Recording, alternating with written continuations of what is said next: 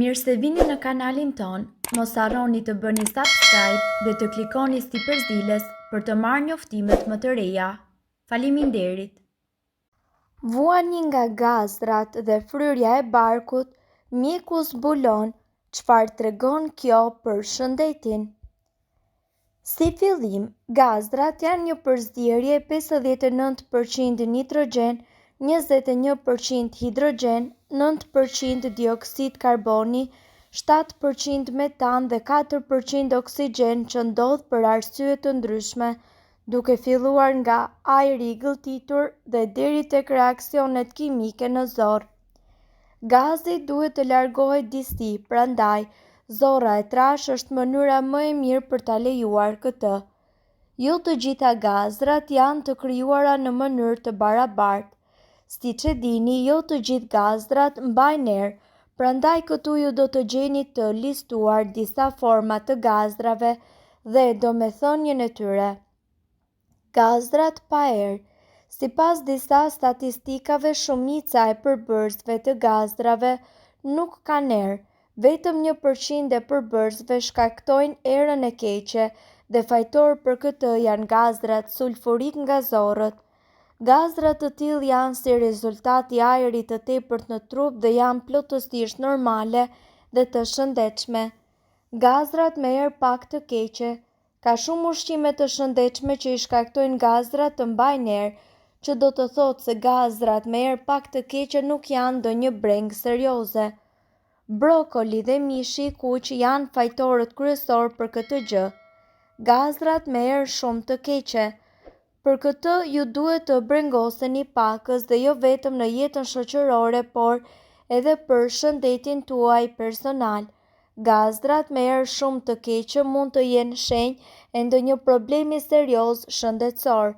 Shumica e njerëzve nuk janë tolerant ndaj laktozës dhe në qoftë se ju keni nivele të larta në këtë spektër, atëherë kjo i shpjegon këtë lloje gazrash. Gazrat e shpeshta. Zakonisht veganët përjetojnë gazra të shpeshta si rezultat i ushqimeve të pasura me karbohidrate të cilat i konsumojnë. Sidoqoftë nëse përjetoni fryrje të barkut apo ndonjë erë të keqe, kjo ju shoqëron në gazra të shpeshta dhe atëherë duhet që të shkoni te doktori sepse mund të jeni alergjik ndaj ndonjë ushqimi specifik. Vlen të cekë se sipas një studimi të kryer nga Universiteti i Exeterit, thithja e sasive të vogla të gazit mund t'ju mbrojë nga sëmundjet e këqija. Gazrat janë një pjesë normale e jetës dhe një nënprodukt natyror i një sistemi tretës tepër të shëndetshëm.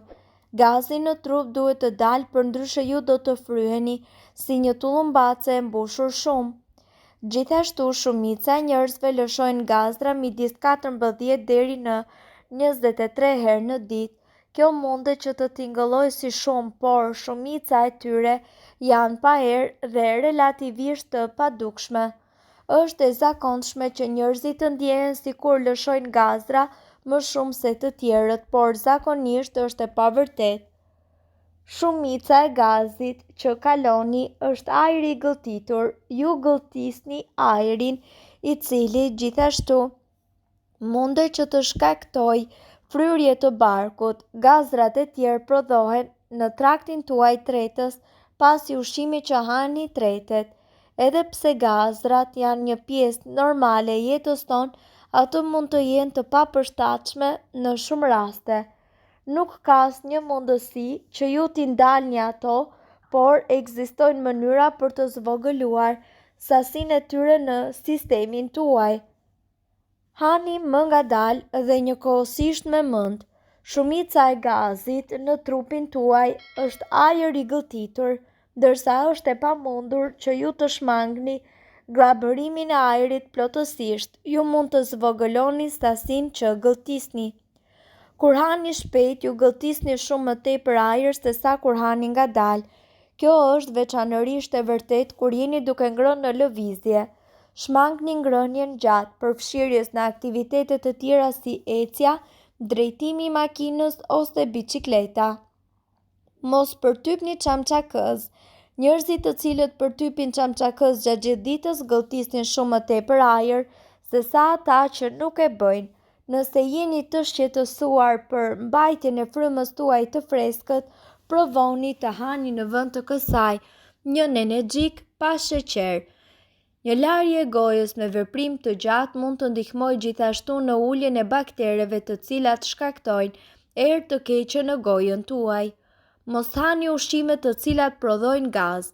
Disa ushqime prodhojnë më shumë gaz se të tjerët. Karbohidratet e caktuara janë fajtor të zakonshëm, përfshirë ato me fruktozë, laktozë, fibra të patreqme dhe nisë shte.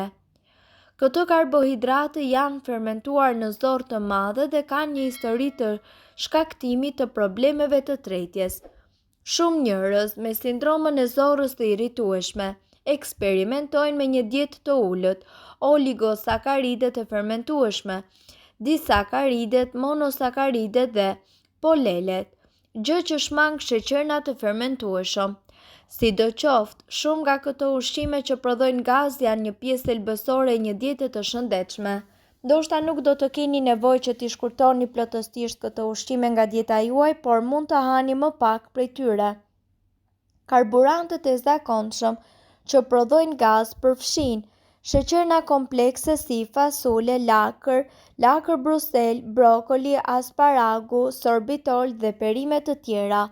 Fruktoza, qep, dardha, pije jo alkolike, lëng frutash dhe fruta të tjera. Laktoza, të gjitha produktet e qumshtit përfshirë qumshtin, djathin dhe akulloren. Fiber e pasgjithshme, shumica e frutave, krunde, tërshër, bizdele dhe fasule, nisë shte, patate, makarona, grur dhe misër. Kontrolloni për intolerancat ushqimore me një dietë eliminimi. Intolerancat ushqimore janë të nevojshme më shumë se sa alergjitë ushqimore. Në vend të një përgjigje alergjike, intoleranca ushqimore shkakton shqetësime të tretjes si diarrea, gazi, fryrja dhe vjellja. Një intolerancë e zakonshme ushqimore është intoleranca e laktozës. Laktoza gjendet në të gjitha produktet e qumshtit. Një dietë eliminimi mund të ndihmojë që ju të ngushtoni çështjen e gazit tuaj të tepërt. Provoni të eliminoni të gjitha produktet e qumshtit nga dieta juaj dhe të pini çajin energjiku. Çaji energjiku të qetëson stomakun dhe largon fryrjet. Duhet që ta pini atë në darkë për të ngadalësuar trazirat në stomak. Për një filxhan me çaj juve do t'ju nevojiten 7 deri në 10 gjethen energjiku dhe 250 ml ujë. Nëse dëshironi mund të shtoni mjalt ose limon. Në disa raste të tjera mund të shtoni edhe akull. Xhenxhefili. Çaj me xhenxhefil, mjalt dhe limon është shumë i mirë kundër gazrave dhe fryrjes në stomak. Përbërësit e xhenxhefilit kanë aftësinë të qetësojnë në zorrë dhe të largojnë çdo inflamacion të mundshëm. Mjafton të zgjeni 1 deri në 2 cm xhenxhefil të grirë holl në ujë dhe më pas të shtoni mjalt dhe limon dhe ta pini para ose pas të vakteve. Çaji kamomilit. Çaji kamomilit është shumë i dobishëm kundër fryrjeve dhe problemeve me tretjen dhe urthin. Çajin mund ta shoqëroni edhe me mjalt ose lëng limoni.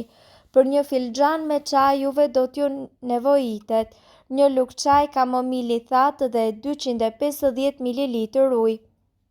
Mirëpo duhet të dini, informacionet në këtë video kanë për qëllim të plotësojnë dhe të mos zëvendësojnë këshillat e mjekut tuaj dhe nuk kanë për qëllim të mbulojnë të gjitha përdorimet e mundshme, masat paraprake, ndërveprimet ose efektet negative. Informacionet në këtë video mund të mos i përshtaten rrethanave tuaja shëndetësore, prandaj para përdorimit konsultohuni me mjekun tuaj. Nëse doni të dëgjoni video tona që ne postojmë çdo ditë, kliko subscribe. Ju ftojmë gjithashtu të bëni like në video tona nëse i keni dëgjuar dhe pëlqyer ato. Faleminderit që e pat videon ton. Shpërndajini këtë video në profilin tuaj në mënyrë që të informohen edhe shokët tuaj. Faleminderit.